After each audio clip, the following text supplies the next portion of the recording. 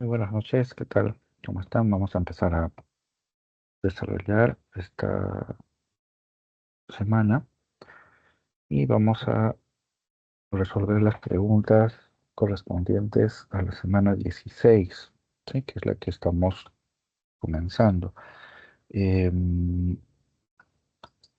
Sí, lo recordamos muy bien. Vamos a resolver entonces estas preguntas mientras esperamos sus consultas. A ver, vamos. Ujú.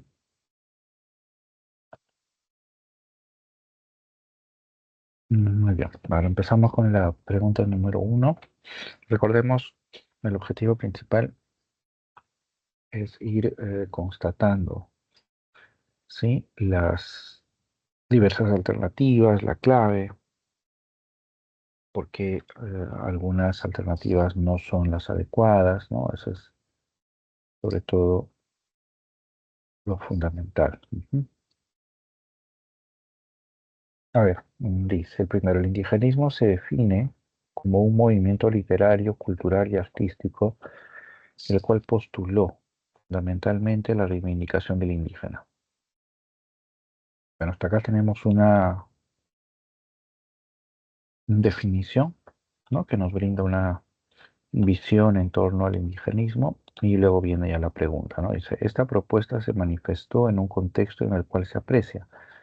Es decir, aquí lo que nos está planteando es identificar el contexto dentro del cual surge este movimiento, ¿no? Que exige la reivindicación del indígena. Entonces, obviamente tiene que tener esta relación importante, ¿no? Muy bien, vamos con la A. Dice, la difusión que experimentaron las ciencias formales gracias a Mariátegui. Eh, um, ya, acá habla de en la época en la que se desarrolla el- el indigenismo, es cierto, es una época donde se desarrolla, donde se intensifica, digamos, las ciencias sociales, sobre todo, ¿no? Que son las que van a contribuir con la reflexión, con el estudio de este contexto del mundo andino. Entonces, la A se acerca, pero no es la clave. ¿Por qué? Porque dice ciencias formales, ¿no? Las ciencias formales son, por ejemplo, ¿no? Eh, la matemática, por ejemplo, ¿no? No es esa, ¿no? Sino las ciencias sociales son las que van a contribuir al desarrollo, ¿no? Del indigenismo, ¿no? Entonces, ahí no es la clave. Muy bien, vamos con la B. Dice, un rechazo a la dependencia. Mm,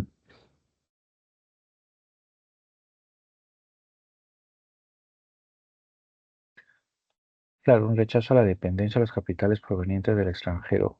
Mm, este punto de acá eh, no forma parte en realidad del ambiente de la época, ¿no? El ambiente de la época en realidad está muy abierto a la llegada de los capitales, a la llegada de los modelos extranjeros, ¿no? En ese sentido, digamos que el enunciado B va en contra, ¿no? De lo que en realidad marca la época, ¿no?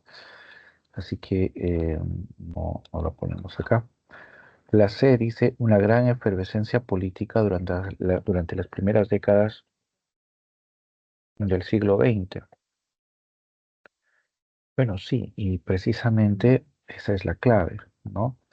La C está describiendo una etapa donde empiezan a surgir, ¿no? Movimientos políticos y partidos políticos que van a ir, digamos, alimentando, ¿no? El discurso indigenista, ¿no? Dándole un sentido social, un sentido político, y es eso precisamente lo que va a permitir que el indigenismo se extienda y sobresalga, sobre todo, ¿no? Esa es digamos, el gran aporte de ese ambiente político que va surgiendo. Ujú. La D dice el desarrollo del primer gobierno de Augusto B. Leguía entre 1908 y 1912. Bueno, el gobierno de Leguía es cierto, es uno de los, digamos, una de las fuentes, uno de los impulsos que también va a recibir el indigenismo, es verdad. Sin embargo, sin embargo, eh, el gobierno de Leguía, sí, que se desarrolla a partir de, eh, ¿no? En las décadas de los 20, ¿no? Es ahí donde se va a convertir en este motor, en este impulso, ¿no? Entonces, no nos estamos refiriendo a este periodo, ¿no? Estamos refiriéndonos al periodo que va o que se desarrolla en la década de los 20, ¿no? Entonces, por eso no es esta la clave, ¿no? Ujú. Luego la E dice la creación de organizaciones políticas como es el caso de Acción Popular, ¿no? Este enunciado es cierto hasta acá, ¿ya? Que tiene que ver precisamente con la C, ¿ya? Sin embargo, lo que la invalida es esto de acá, porque Acción Popular es un partido que nace mucho después todavía, ¿no? Los partidos que van a impulsar, digamos, ese discurso político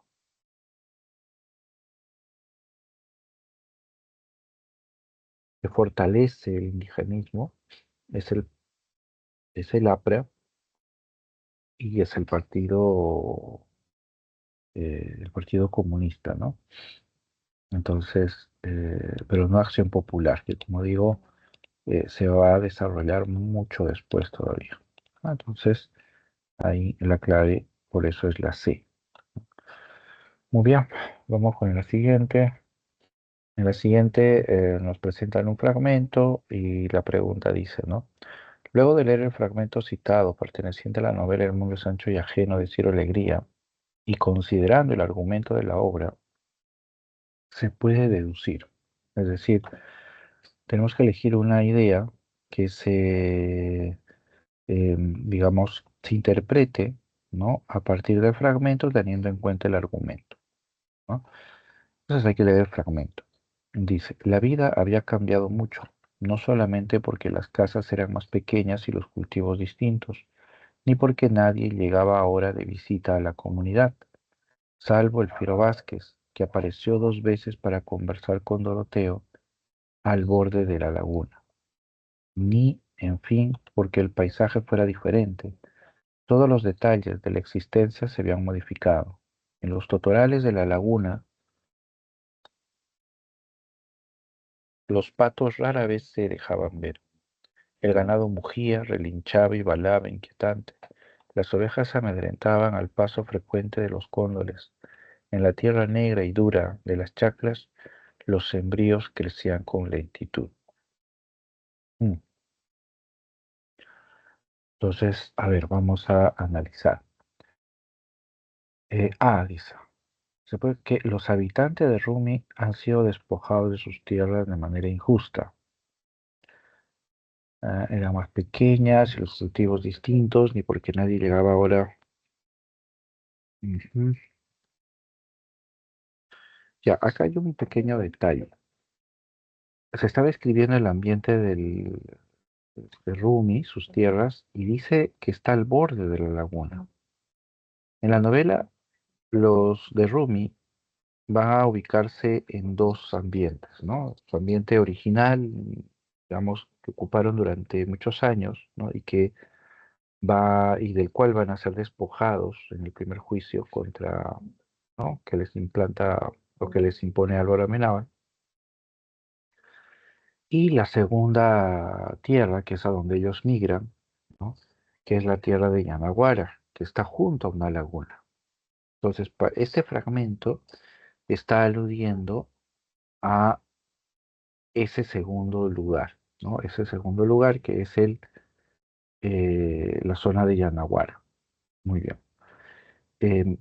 decir que podemos inferir a partir de este fragmento que los de Rumi han sido despojados de sus tierras de manera injusta, el fragmento tal cual está no expresa esa condición, ¿no? O sea, nos habla de la segunda, este,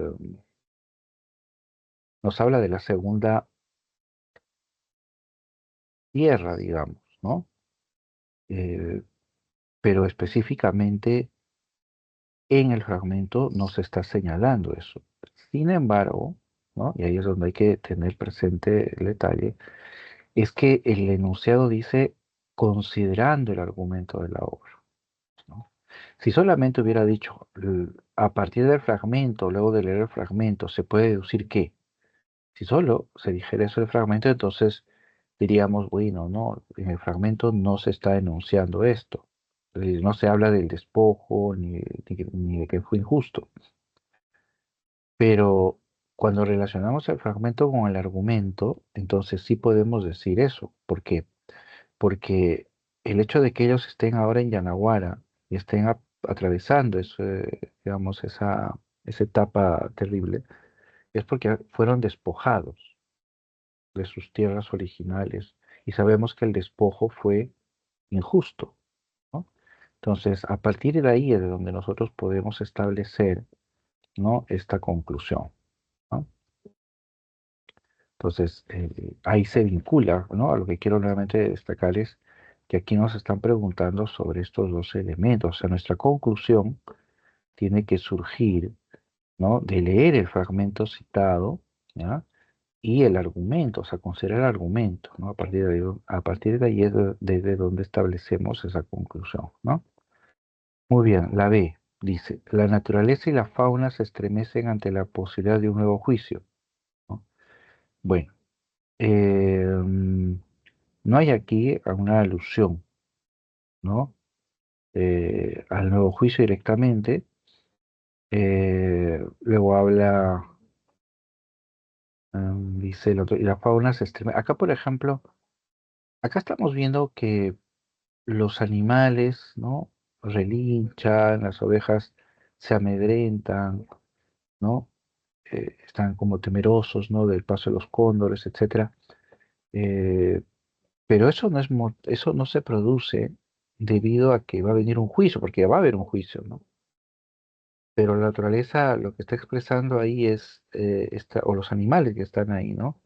Esa decadencia, ¿no? Porque ya no son las tierras originales donde la tierra era fértil, donde los pastos, ¿no? Eran abundantes, ¿no?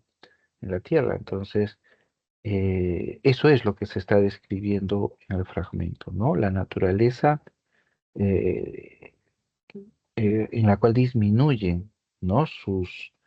Eh, digamos, sus propiedades o sus bondades. Pero esa imagen no se puede interpretar como un llamado o un anuncio al nuevo juicio, ¿no? Eso por principio. Entonces, mm, no va por eso, ¿no? La naturaleza y la fauna no se estremecen por ello. C. Los comuneros todavía no se adaptan a las condiciones que les ofrece May.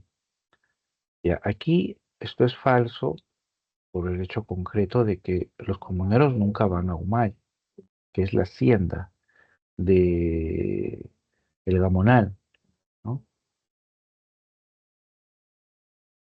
D. El día a día en Yanañahui se ha modificado durante el primer juicio de linderos. Ya. Sí, se está describiendo el mundo de Yanañahui, sí, perfecto. Pero cuando ellos llegan a Yanañahui es porque el primer juicio ya acabó, ¿ya? Eh, y en ese sentido, este, el día a día en Añawi, o sea, no pudo haber sido modificado por el primer juicio, porque eso nos daría a entender de que cuando se inicia el primer juicio, ellos ya vivían en Yanañahui, ¿no? Por eso es falso, ¿no? Porque ellos viven en las tierras de Rumi, pierden esas tierras debido al primer juicio y se mudan a la Ñañahui y ahí es donde inician nuevamente su vida. Entonces no hay aquí un- una posibilidad de interpretar que se ha modificado su vida en Ñañahui. Entonces no va ahí. La E dice, la vida en Rumi es muy distinta desde que Benito Castro ha sido electo alcalde. ¿Mm? Es muy distinta desde que Benito Castro ha sido electo alcalde.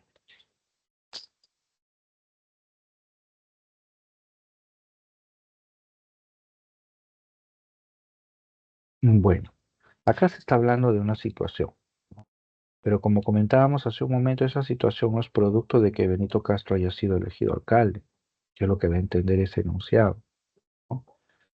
Eh, Ni tampoco la elección de Benito Castro va a marcar un antes y un después eh, de ese mundo no de grandes beneficios de Rumi al mundo de la decadencia, ¿no? Entonces, no va por eso, ¿no? Ujú. Muy bien. Entonces, aquí la clave es la A, ¿no? Como lo habíamos estado señalando. ¿Sí? Muy bien. Vamos con la siguiente. Ujú. Vamos a ver la siguiente. Acá está. Dice, marque la alternativa que contiene la secuencia correcta, verdad o falsedad, de los siguientes enunciados sobre el argumento de la novela El mundo de Sancho y ajeno de Ciro Alegría. ¿Ya? Verdadero o falso sobre el argumento. ¿Ya? Entonces dice, Bismarck Ruiz realiza un trabajo ineficiente favoreciendo así al gamonal de Humay, ¿no? Realiza un trabajo ineficiente, ¿no? Eh, bueno, sí, pues se puede interpretar que su trabajo es ineficiente en el sentido de que él al final se colude con Álvaro Amenábar y por eso Turumi pierde sus tierras, ¿no? Entonces, en ese sentido es verdadero, ¿no? Lo favorece, ¿no? Por eso dice. La hechicera Nasha Suro pronostica la destrucción de la comunidad campesina, ¿no? Eso es verdadero también, ¿no? Ahí está el elemento mágico, el elemento, digamos, sobre, digamos, cargado de creencias, ¿no? Que es lo que va a distinguir ese mundo, esa imagen de Nasha Suro.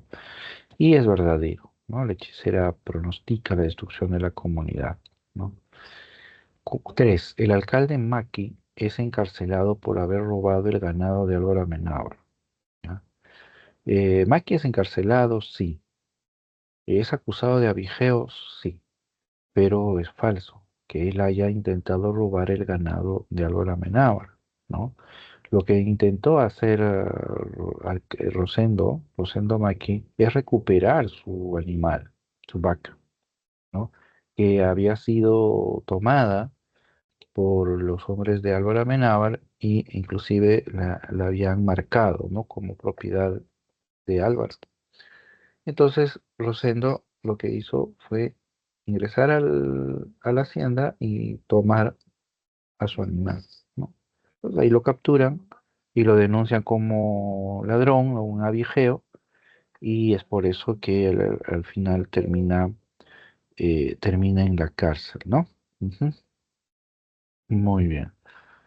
La 4 dice, em, el Fiero Vázquez y Benito Castro son acribilados por defender las tierras de Rum, ¿no? Em, Benito muere, sí, muere acribillado, ¿no? Es precisamente la última escena, digamos, ¿no? La última secuencia de la novela, ¿no? Eso es cierto, pero Fiero Vázquez muere mucho antes, ¿no? Muere mucho antes, como dice acá el solucionario, en extrañas circunstancias, ¿no? Antes de que retorne Benito Castro, o sea, no, los dos personajes no se llegan a cruzar, ¿no? Entonces, por ese motivo, esta alternativa es falsa, ¿no? Piero Vázquez no tiene aquí con Benito Castro nada que ver, ¿sí? Entonces, por eso la clave es la B, ¿no? Muy bien, seguimos entonces con la siguiente y nos vamos ahora acá. Ujú. Muy bien. Pregunta dice, ¿no? ¿Qué tema de la novela El mundo es ancho y ajeno de Ciro Alegría se puede inferir en el siguiente fragmento de la obra? ¿No? Se puede inferir, ¿no? Tema, ¿no? De la novela. Entonces leemos, ¿no? Dice, cuando los primeros albores de mi razón, cuando los primeros albores de mi razón,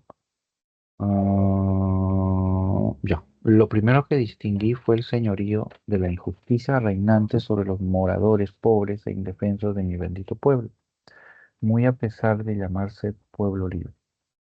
¿De dónde venía aquella injusticia?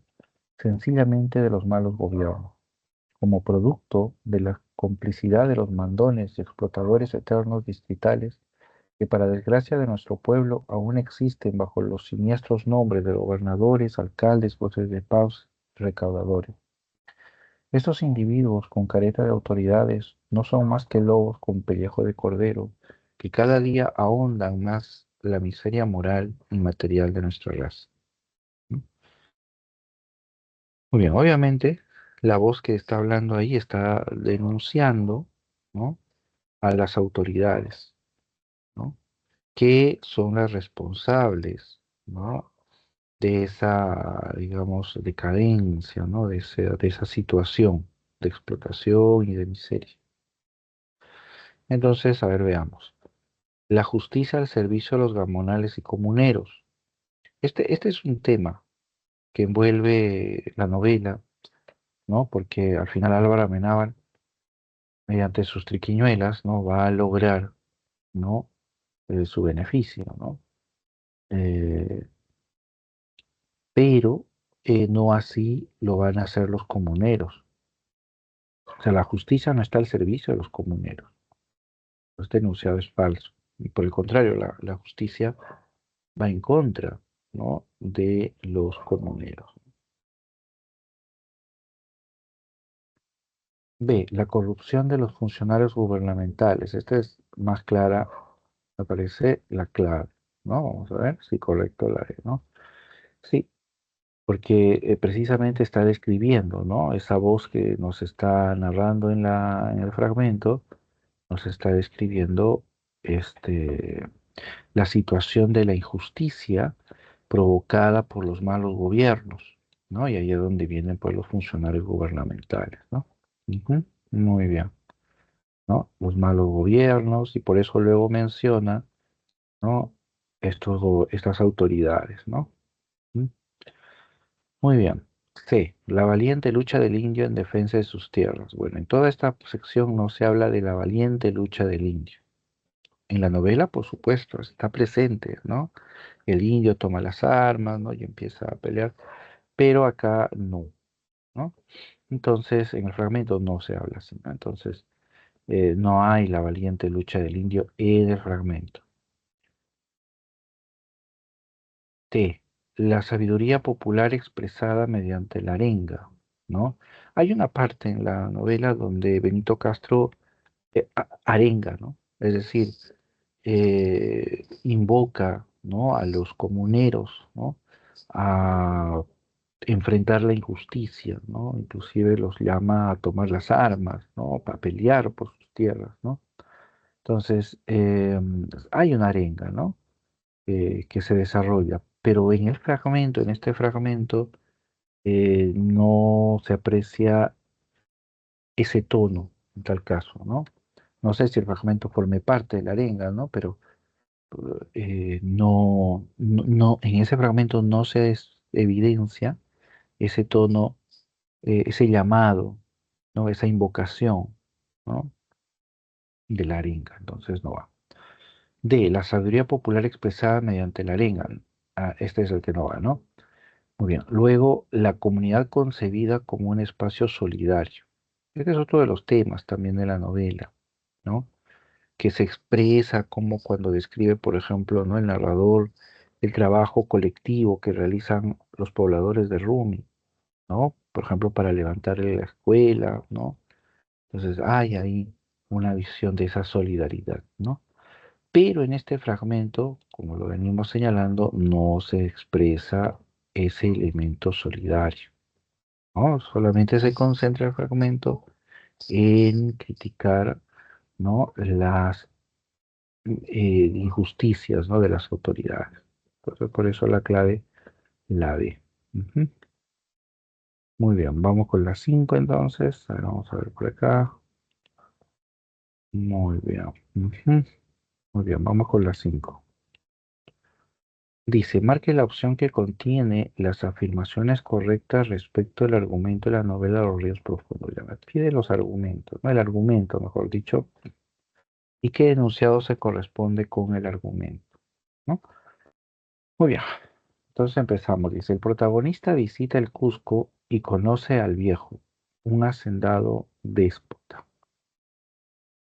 Eso es verdadero, ¿no? El protagonista llega hasta el Cusco y es ahí donde conoce al viejo, ¿no? Conoce al viejo, ¿no? Que es un pariente al cual están yendo a visitar, ¿no? Ernesto con su padre, ¿no? Y es un pariente que al final eh, se muestra como eh, un ser negativo, ¿no? Porque los humilla, los trata mal, encima, sobre todo a los indios, ¿no? Es un hacendado déspota. 3. Higueras obsequia a Ernesto el Zumbayo en el internado de Abancay. Acá el elemento es falso por este detalle, porque no es Higueras el que le obsequia a Ernesto el Zumbayo, es Antero, ¿no? A quien todos le llamaban el Marcaja, ¿no? Antero es el amigo de Ernesto quien le regala el trompo que Ernesto le pone el nombre de Zumbayo, ¿no? Bueno, en realidad, no, ellos dos, ¿no? Ellos dos, cuando conversan, llaman al trompo precisamente así, ¿no? El Zumbayo. Las chicheras se rebelan debido al maltrato que sufría la opa Marcelina, ¿no? Hay una rebelión de las chicheras, correcto, pero su motivación o la causa de esa rebelión no es el maltrato de Marcelina, que sí, lo sufría, ¿no? Marcelina era sobre todo una suerte de objeto sexual dentro del colegio, ¿no? Eh, y era obviamente maltratada, ¿no? La pobre dormía, ¿no? Una pila de trapos, ¿no? De pieles. Y andaba toda sucia, ¿no? Entonces, sí hay un sufrimiento, ¿no? En la imagen de Marcelina, pero las chicheras no se rebelan por ella, ¿no? Las chicheras se rebelan porque les han quitado la sal, ¿no? Eh, sí, la sal que se trata de un insumo muy importante, ¿no? No solamente como condimento, que es lo que normalmente lo usamos nosotros, sino como un medio de conservación, ¿no? De los alimentos. Entonces, ese es el motivo, ¿no? Que mueve las chicheras, levantarse en almas, ¿no? Entonces la 3 no va. Y la 4 dice, los indios colonos viven en la miseria y Ernesto se compadece de ellos, ¿no? Eso es verdadero. Eh, Ernesto visita la hacienda, sí, esta hacienda que rodea, ¿no? La ciudad de Abancay, ¿no? Y Patibamba, ¿no? La hacienda Patibamba, y ahí es donde conoce a estos indios, ¿no? Que viven, ¿no? En medio de la miseria, ¿no? Y entonces él se compadece de ellos, ¿no? Ante la terrible situación que atraviesan. Muy bien, la clave entonces es la E, ¿no? De las 5. Ujú, muy bien, correcto. Seguimos entonces, llegamos a las 6. Las 6 hay un gran fragmento acá. A ver, leamos el enunciado. Dice, a partir del fragmento citado de los ríos profundos, es correcto colegir que el suceso narrado se relaciona con, a ver, para inferir, el suceso narrado, ¿con qué se relaciona? Entonces vamos a leer el suceso narrado. Estuve esperando. Fue una misa corta. A la media hora, después que cesó el repique de las campanas, escuché un rumor grave que se acercaba. Fuera peste, guay, fiebre, guay. Las mujeres empezaban a cantar, improvisaban la letra con la melodía funeraria de los entierros, ¿no? Y ahí varias expresiones quechua, ¿no? Y abajo dice, mi madre, María, ha de matarte, mi padre, Jesús, ha de quemarte, nuestro niño ha de ahorcarse. Ay, guay, fiebre, seguirían cantando hasta la salida del pueblo. El coro se alejaba, se desprendía de mí. Llegarían a Guanupata y juntos allí cantarían y lanzarían un grito final de Aragua. Ujú. A ver, no estamos en la escena final o en la secuencia final de la novela, que es cuando se desata la peste, ¿no? Y empieza a tomar toda Abancay y el personaje al final terminará saliendo de la ciudad para ir a una hacienda cercana, ¿no? Donde se espera que su padre le dé el encuentro, ¿no? Muy bien. Entonces, a ver, ¿qué se puede colegir? Dice, la propagación de la peste de tifus,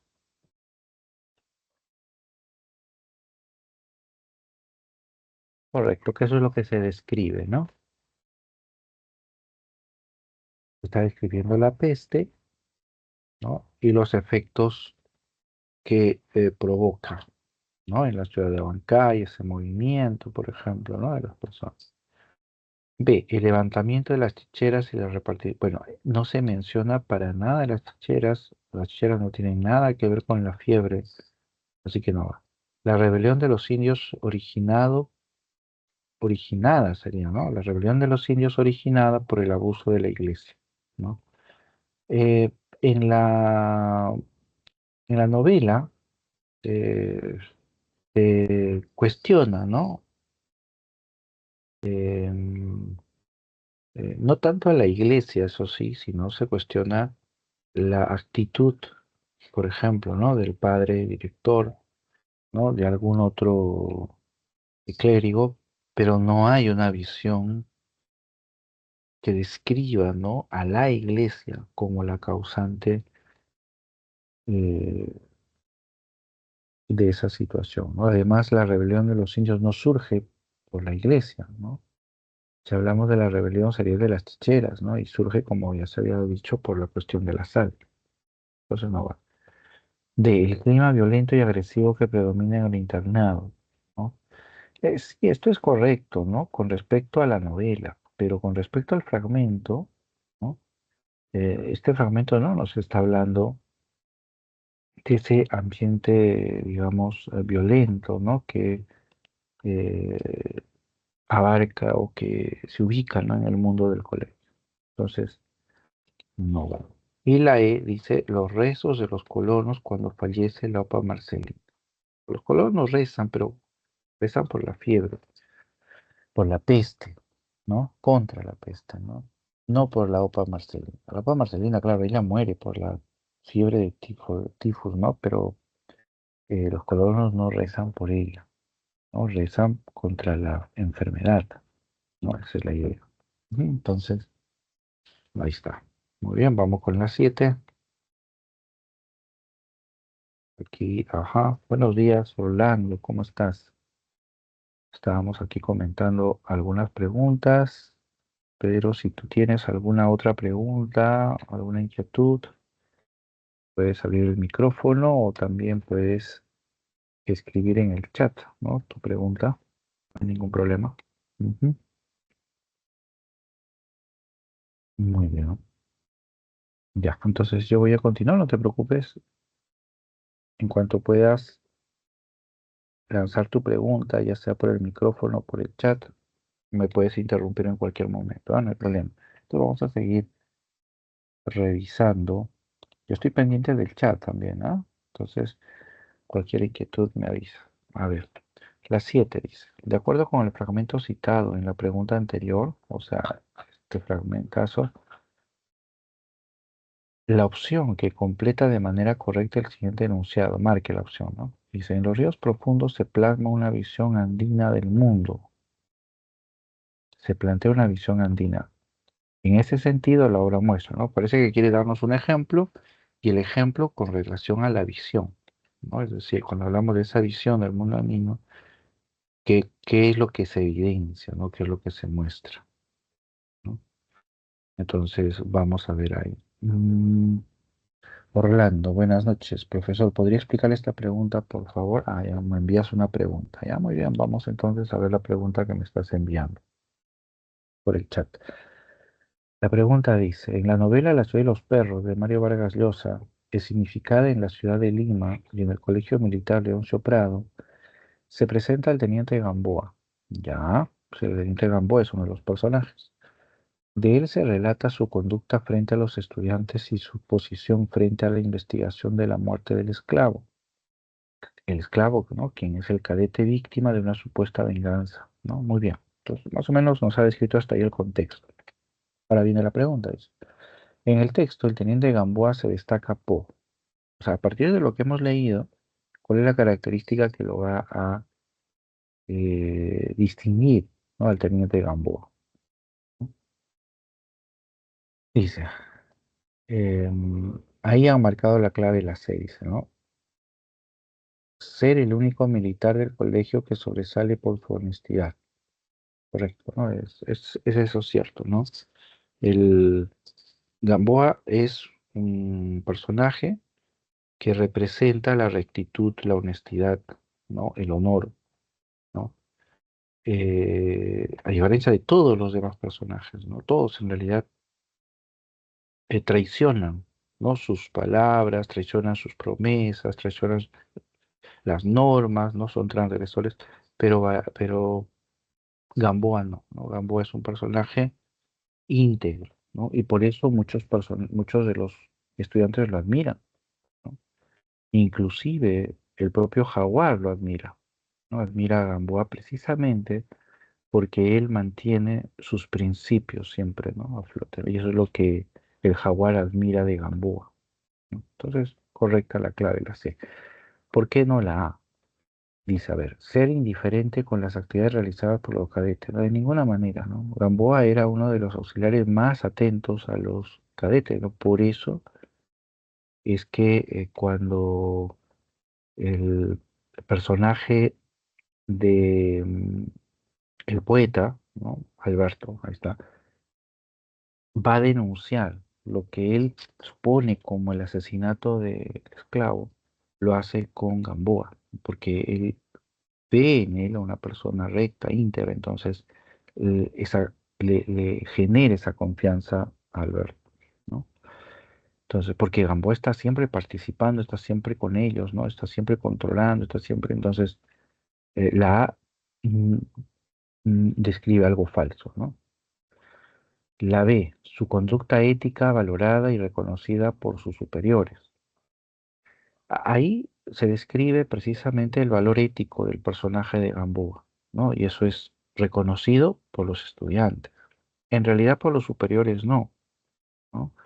Por eso, cuando Gamboa va a denunciar y mueve la investigación, etcétera, los superiores lo castigan a Gamboa, ¿no? Y lo terminan destacando a un lugar lejano, prácticamente en el desierto, lo envían al norte.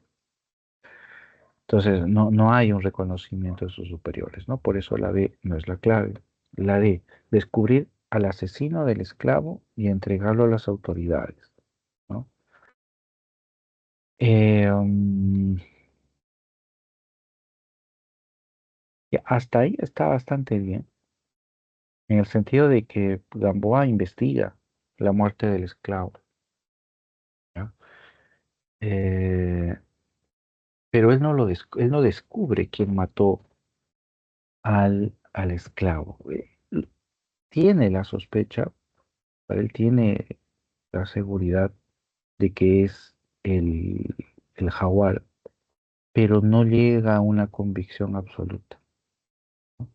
Entonces, decir que él descubre al asesino, ¿no? Y encima lo entrega a las autoridades, eso no sucede en la novela, ¿no? Él pide investigar, sugiere que haya sido un asesinato, ¿no? La muerte del esclavo.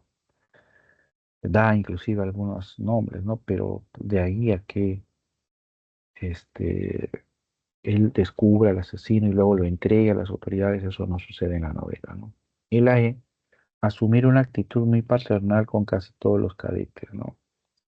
Él no es paternal, ¿no? Él es muy disciplinado, es muy riguroso, es coherente, ¿no? Con sus actitudes, entonces, pero eso no tiene nada que ver con lo paternal, ¿no? Entonces, eh, no va, ¿no? No, no va. Por eso la clave es la C, ¿sí? No sé si quedó clara la explicación o por ahí hay algún punto específico que tú deseabas plantear, Orlando.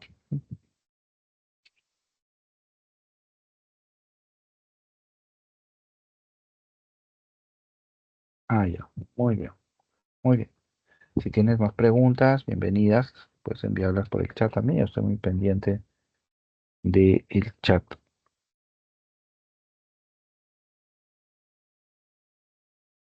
Muy bien. Vamos entonces, seguimos desarrollando las preguntas de esta semana. Y aquí, ¿no? La pregunta 7 decía, ¿no? Con respecto al fragmento anterior, ¿no? Ahora hay que responder la visión andina del mundo en esta pregunta, ¿no? Entonces, en este sentido, la obra muestra, ¿qué muestra? Los efectos de una educación opresora. Aquí está hablando de la peste, no de la educación. Entonces, no va por eso. Luego dice el desarraigo cultural de los personajes. Sí, ese es un gran tema en la novela, pero en el fragmento no se habla del desarraigo, ¿no? No se habla de la soledad, del abandono de Ernesto, ¿no? Se está hablando de la peste, qué es lo que está sucediendo en la ciudad de Abancay. La C dice la explotación del sistema gamonalista, ¿no? La explotación del sistema gamonalista. Bueno, sí, podríamos decir que eso describe la novela, ¿no? Pero en el fragmento no está. O sea, en el fragmento es muy puntual el fragmento, ¿no? Está hablando de la peste y de cómo los pobladores están rezando contra la peste. Entonces, eh, no se describe esta explotación del sistema en el fragmento. En el fragmento. La D dice una concepción animista de la realidad, ¿no? Esa es la clave. ¿Por qué? Porque animista quiere decir que la percepción que tiene el individuo sobre la realidad está marcada por la presencia de un ánima, de una energía, ¿no? Que es la que sostiene o constituye esa realidad, ¿no? Y eso lo vemos acá, ¿no? Las mujeres cantan, ¿no? Y hablan a Jesús, ¿no? Le piden, ¿no? Que eh, interceda, ¿no? Entonces ahí hay un elemento animista, ¿no? Que se está marcando, ¿no? Ujú. Muy bien. Y la última dice la violencia racial y social en los Andes. Eh, acá la escena puede tener ese tono violento, pero es básicamente una cuestión eh, que tiene que ver con la enfermedad, ¿no? Con el momento en el que la peste se desata, nada más, ¿no? No tiene que ver con lo racial, en ese fragmento me refiero, ¿ya? En ese fragmento. Y tampoco con lo social, ¿no?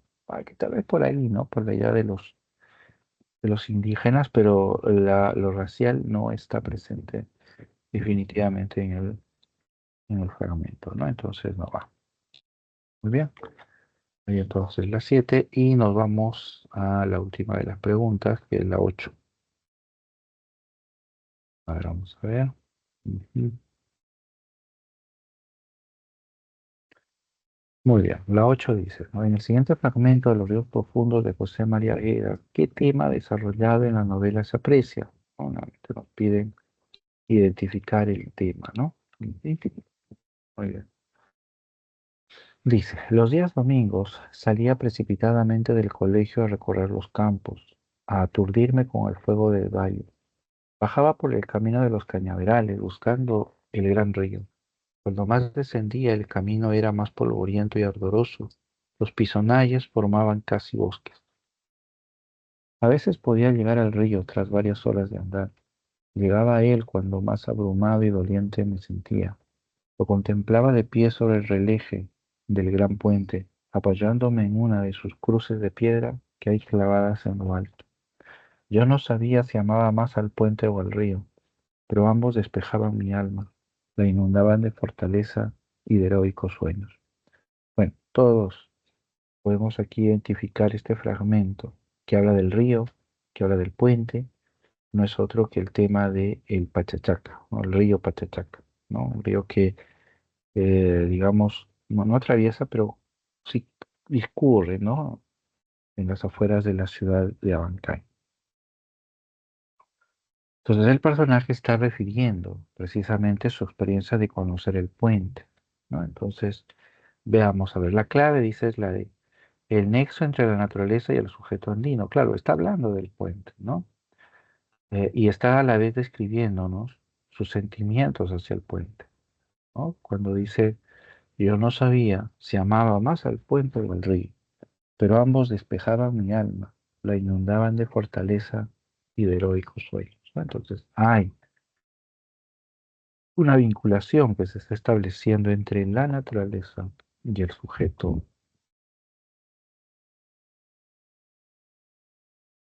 Bien, ahí hay una pregunta.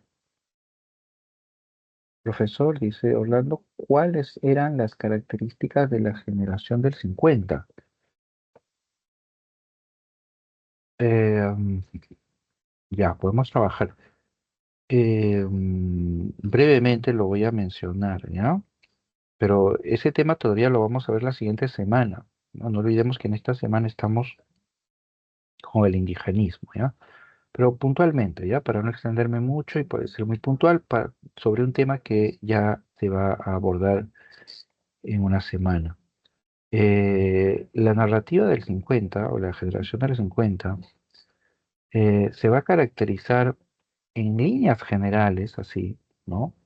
Por un tono, digamos, cargado de escepticismo, por una, por un planteamiento de modernidad en la literatura, ¿ya?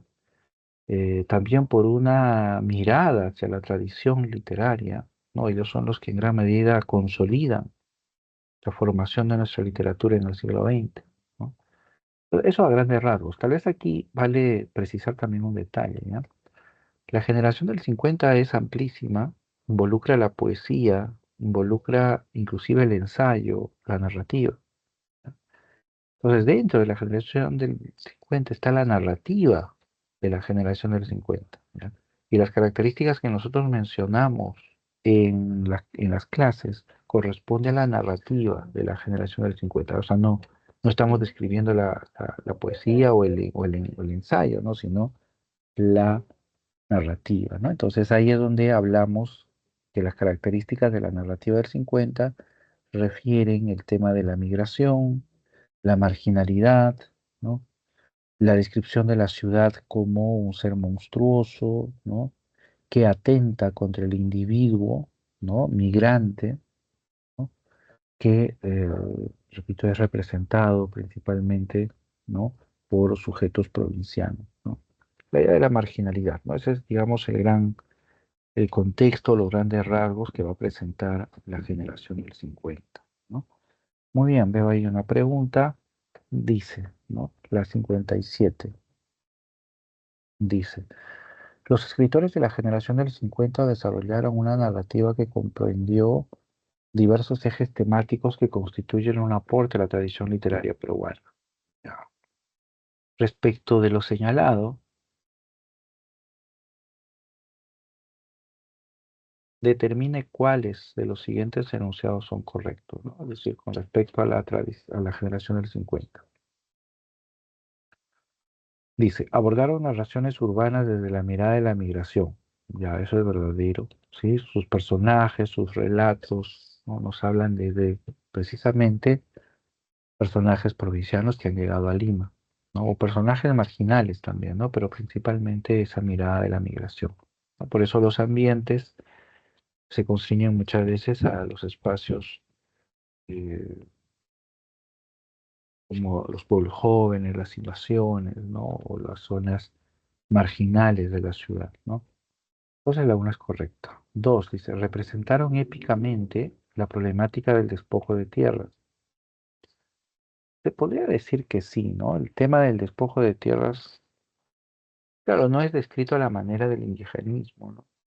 Tipo, este, el mundo de Sancho y ajeno, ¿no? Donde Álvaro Amenábar entabla un juicio y Rumi pierde, etcétera, ¿no? Aquí la cuestión, ¿no? Del tema de la tierra es casi mínimo, no es un tema central, troncal de esta narrativa, ¿no? Entonces, la dos no forma parte. Tres, dice, retrataron el mundo social de la clase media urbana limeña. Sí, correcto, ¿no? Es una narrativa que aborda, ¿no? El ambiente y la descripción de los sujetos de clase media, ¿no? Urbanos. Ujú. Veamos nada más a Ribeiro, ¿no? Y todos sus personajes que son una muestra, digamos, esa, de esa sociedad, ¿no? De ese grupo.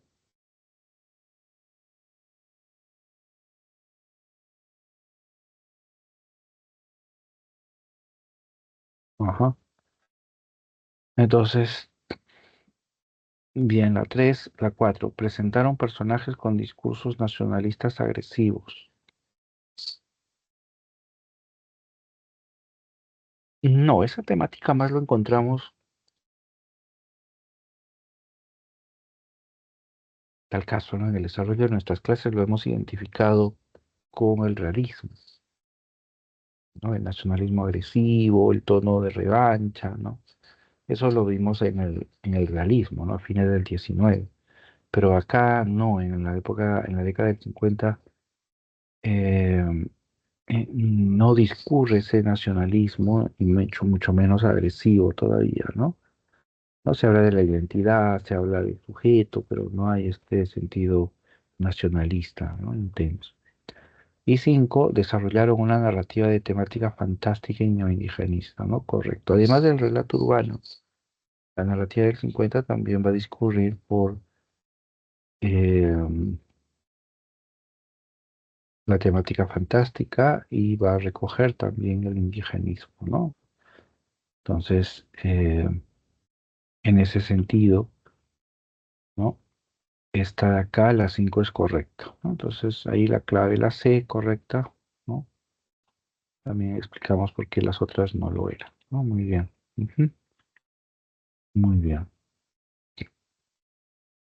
Gracias a ti, Orlando, por las preguntas. Ya estamos llegando al final. Solamente, en tal caso, subrayo, ¿no? Esta es la pregunta 8. Este es el clave. La D no era la clave por el tema del mestizaje racial y la E, el complejo conflicto religioso del migrante, ¿no? No hay no hay un conflicto, ¿no? Religioso, ¿no? Hay un conflicto existencial, ¿no? Del personaje, pero no es de ninguna manera un tema religioso, ¿no? Entonces, por eso la clave es la C, ¿no? Muy bien, muy bien. Con esto llegamos entonces, hemos hecho el repaso de las claves. Así que estaríamos concluyendo con esto. Si hay alguna duda, alguna pregunta, bienvenida. Todavía nos quedan unos 3 minutitos. Ujú. Muy bien. Entonces, concluimos acá. Ujú. Muchas gracias. Nos vemos.